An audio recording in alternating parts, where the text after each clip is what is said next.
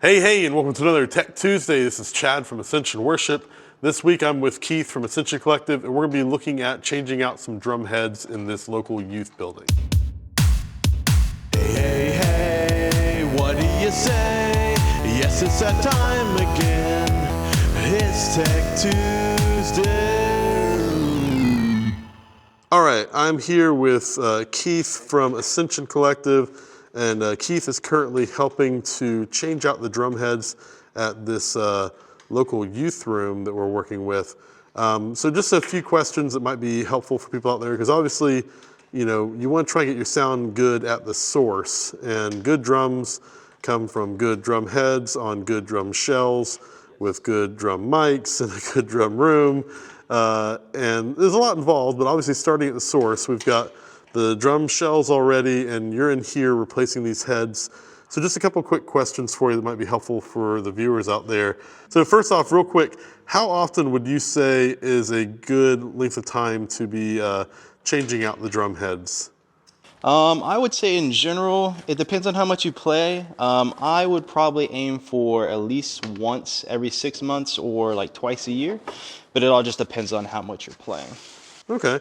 For those of us who don't play all that often, is there a visual or auditorial like indicator that it's time to switch out the drum heads? Yes, I actually have a few examples on perfect examples. So we have this one. This came off a tom head. It's got some really bad stick marks, some scraping that's really going to deaden some of that resonance. You can use a heat gun on this, take some of these holes out, give it a little bit of life, but it's definitely on its way out. And then definitely if you want to change them when you see something like this, because that's a pretty clear indicator right there. that's not going to sound good at all. Yep. That was the kick drum head? Yes, that was on the front too, so every time you kick it, you're just going to hear it. So your sound guy's probably not going to like it either. Okay, that's fun.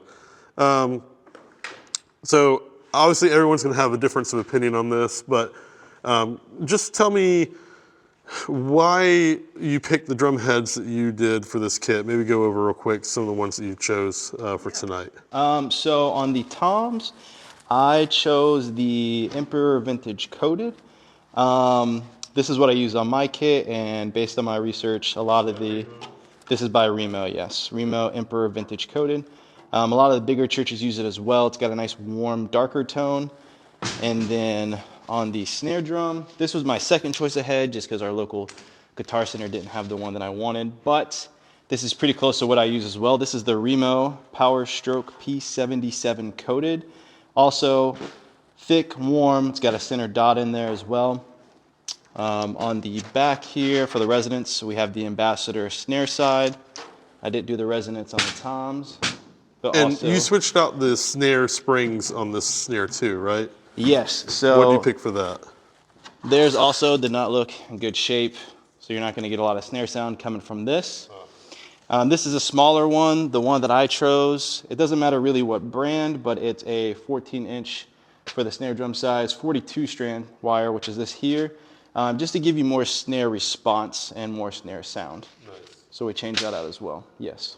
Cool. Did you show me the drum heads or kick head? Kick head, yes. So the kick head, for the batter head, we went ahead and got the Remo Power Stroke P3 Clear.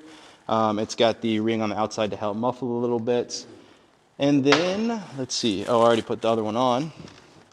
You have the Remo Power Stroke Ebony with the porthole already in it as well. So what's the importance of having the porthole? So the porthole is great. Your sound guy will love you if you have it. It'll really help get those lower end frequencies out and allow them to put the mic on the inside, outside, more miking variations as well. Cool. Yeah, and I agree with that. Anytime I see a kick head without a hole in it, it tends to be very hard to get like a punchy, clean tone. There's only so much you can do with gating when the microphone is outside because it's going to be picking up all the other stuff as well. Right. Cool. Awesome. Well, Keith, thank you for showing us that. If you had one tip that would be useful for people that are tuning their drums, maybe that don't do it very often, what would you tell them? I would say do your research. Make sure you got paper towels or a rag to something to clean off the edges to get that dust, dirt, any fallen wood chips. And make sure you measure the drum's head right twice. That way you only have to buy it one time. I like that. All right, thank you, Keith. All right, guys, I hope that was helpful to someone out there. Getting good drums are very, very key to getting a good sound for your worship team. I've always said that if your drummer, your worship leader, or your sound guy sucks, your entire band sucks. So having a good drummer with a good drum set really makes a big difference.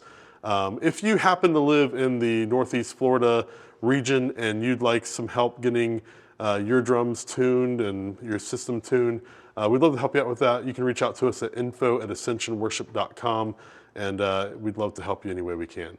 All right, guys, I hope that was helpful. Until next time, have a great week.